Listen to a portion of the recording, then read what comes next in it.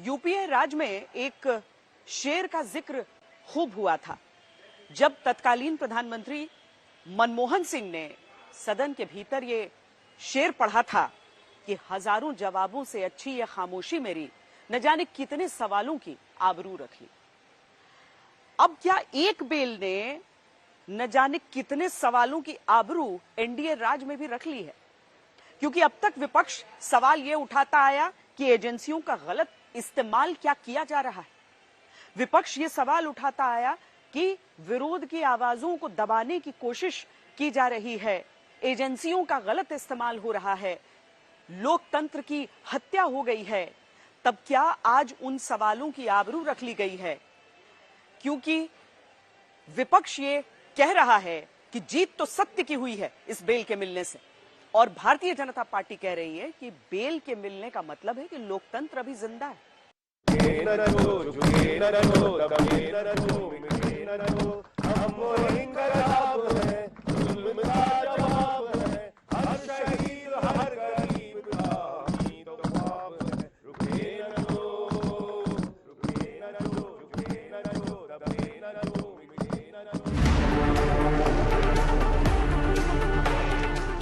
संजय सिंह को 6 महीने बाद बेल मिली। एक बेल में ही पक्ष और विपक्ष दोनों ने अपनी अपनी जीत देखना शुरू कर दिया।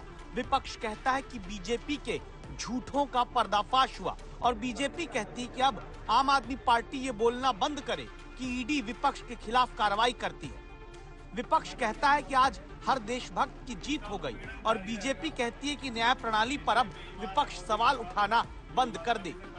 तो क्या ये कहें कि कई गिरफ्तारियों से अच्छी है संजय सिंह की बेल? न जाने कितने सियासी सवालों की आबरू फिलहाल रख ली। जहां ईडी के हाथों होते छापों, पूछताछ और गिरफ्तारियों के बाद रामलीला मैदान में लोकतंत्र बचाने का नारा देकर विपक्ष हाथ से हाथ मिलाने लगा, वहां सुप्रीम कोर्ट से संजय सिंह को जमानत मिलती है। ईडी जमानत का विरोध तक नहीं करती। तो क्या एक बेल से लोकतंत्र को जो खतरा विपक्ष बताने में जुटा था वो अब खत्म हो गया? एक देशभक्त के लिए, जिसको सच में विश्वास है, जिसको भारत के संविधान में विश्वास है, उसकी आज जीत हुई। हमारे सांसद संजय सिंह जी को सुप्रीम कोर्ट ने बेल ग्रांट करी है। आज का ऐतिहासिक निर्णय माननीय सुप्रीम कोर्ट ने लिया है।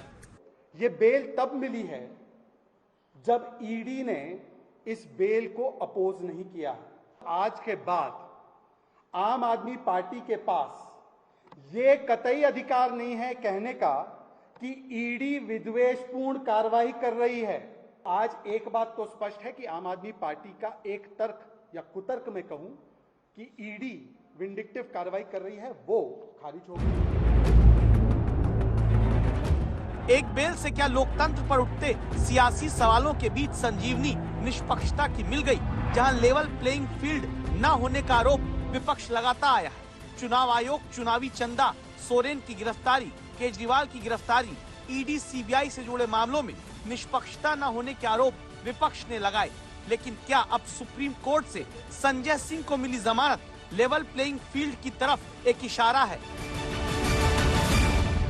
जो आम आदमी पार्टी लगातार कह रही थी वो ये कह रही थी कि अब देखिए डिक्टेटरशिप आ चुकी है, ये लोकतंत्र खत्म हो चुका है, भ्रष्टाचार पर कार्रवाई लोकतंत्र खत्म होने का प्रमाण बन रहा था। इसका मतलब कि ये हुआ कि अगर कोई संवैधानिक संस्था आपके अनुसार काम ना करे तो लोकतंत्र समाप्त हो जाता है। Democracy is dead.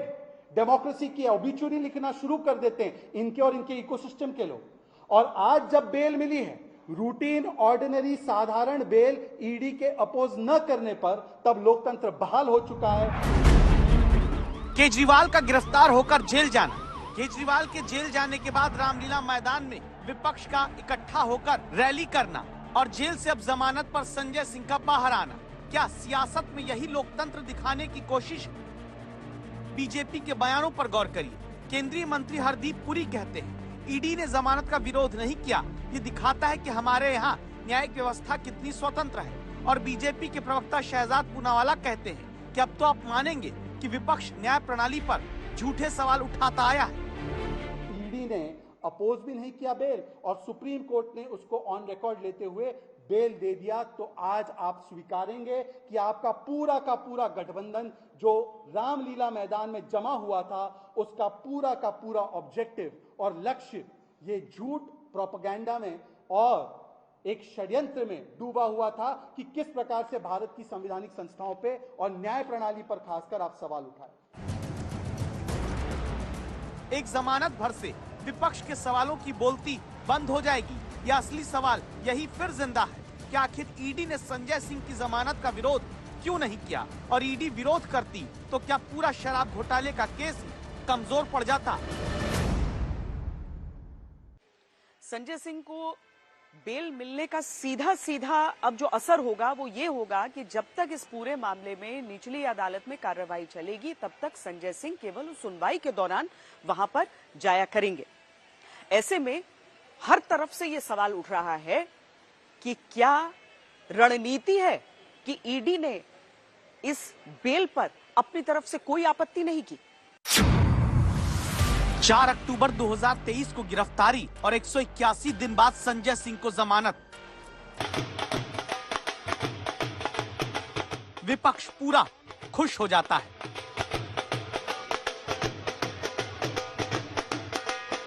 आप सत्य को दबा सकते हैं, लेकिन आप सत्य को मिटा नहीं सकते हैं।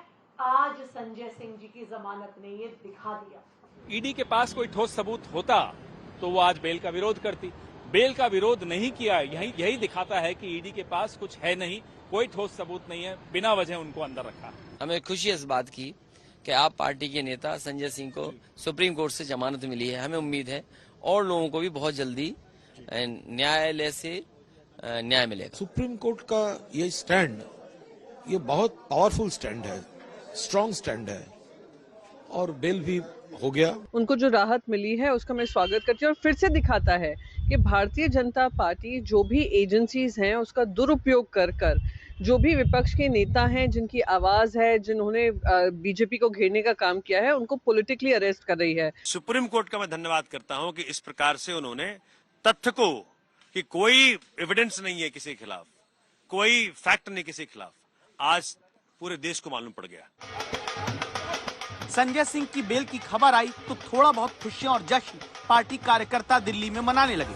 संजय सिंह गिरफ्तार क्यों हुए, इससे पहले अब समझते हैं। ईडी की चार्जशीट के मुताबिक दिल्ली शराब घोटाले में एक आरोपी है दिनेश अरोड़ा, जो बाद में सरकारी गवाह बना।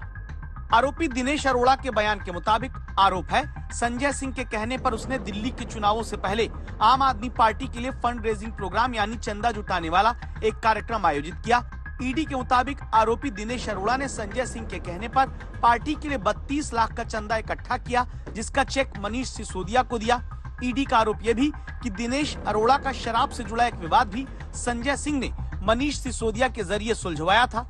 ईडी के मुताबिक आरोप यह भी कि दिनेश अरोड़ा ने संजय सिंह के जरिए ही अरविंद केजरीवाल और मनीष सिसोदिया से मुलाकात की। ईडी आरोप यह भी लगाती है कि संजय सिंह को 2 किश्तों में शराब घोटाले से जुड़ा हुआ 2 करोड़ रुपए भी मिला। इन्हीं आरोपों में गिरफ्तारी के बाद अब जमानत दी गई तो आम आदमी पार्टी इसे सत्य की जीत बताने लगी और बीजेपी कहने लगी कि अभी संजय सिंह बेदाग बरी नहीं हुए हैं। जज साहब उसके अंदर कुछ प्रश्न केंद्र सरकार से पूछ रहे थे, जिसके जवाब केंद्र सरकार ईडी के पास नहीं थे। मुझे लगता है कि आज पूरे देश की लोकतंत्र के लिए बहुत बड़ा दिन है, बहुत खुशी का दिन है, बहुत उम्मीद का दिन है कि शायद कुछ लोग अब जेल से बाहर निकल के इस देश के लोकतंत्र को बचा लें। किन शर्तों पे जमानत मिली है वो देखना होगा, लेकिन जमानत मिलना अपराध मुक्त होने का आधार नहीं है। सत्येंद्र जैन को भी जमानत मिली थी, आज फिर तिहाड़ में है।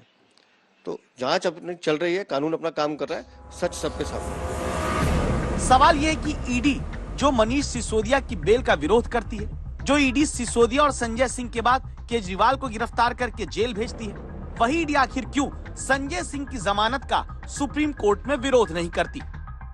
पहले हमने इसका जवाब संजय सिंह के वकील ऋषिकेश कुमार से पूछा है।